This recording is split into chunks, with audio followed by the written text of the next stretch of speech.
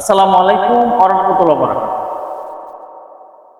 নাহমাদুহু ওয়া নুসাল্লি আলা রাসূলিল কারীম, আম্মা বা'দ। আউযু বিল্লাহি মিনাশ শাইতানির রাজীম। বিসমিল্লাহির রহমানির রহিম।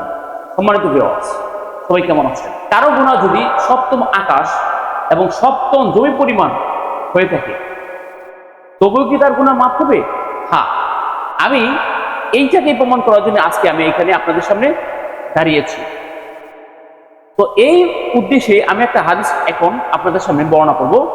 অবশ্যই এই হাদিসটি মনোযোগ সহকারে শোনার চেষ্টা করবেন। তো হাদিসটি আমি বলছি, একটু শুনেন।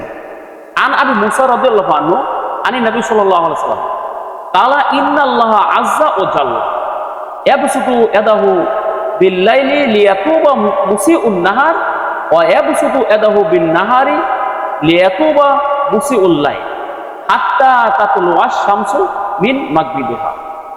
এই হাদিসের অর্থ হলো, হযরত আবু মুসা রাদিয়াল্লাহু আনহু হতে বর্ণিত আছে যে নবী করিম সাল্লাল্লাহু আলাইহি ওয়াসাল্লাম ইরশাদ করিয়াছেন, আল্লাহ তাআলা রাতভর আপন রহমতের হাত প্রসারিত করিয়া রাখেন, যেন দিনের গুনাহগার রাত্রে তওবা করিয়া লয়, এবং দিনভর আপন রহমতের হাত প্রসারিত করিয়া রাখেন, যেন রাত্রের গুনাহগার দিনে তওবা করিয়া লয়।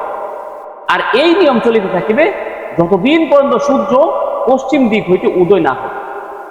সুতরাং এই হাদিস দ্বারা বুঝতে পারলাম যে আমাদের গুনাহ যদি কেউ পাহাড় চেয়ে বেশি যদি করে, অর্থাৎ সপ্তম আকাশ এবং সপ্তম জমির সাথে যদি কেউ গুনাহ করে ফেলে, তবু আল্লাহ তাআলা মাফ করবেন যতদিন না সূর্য পশ্চিম দিকে উদয় না হবে।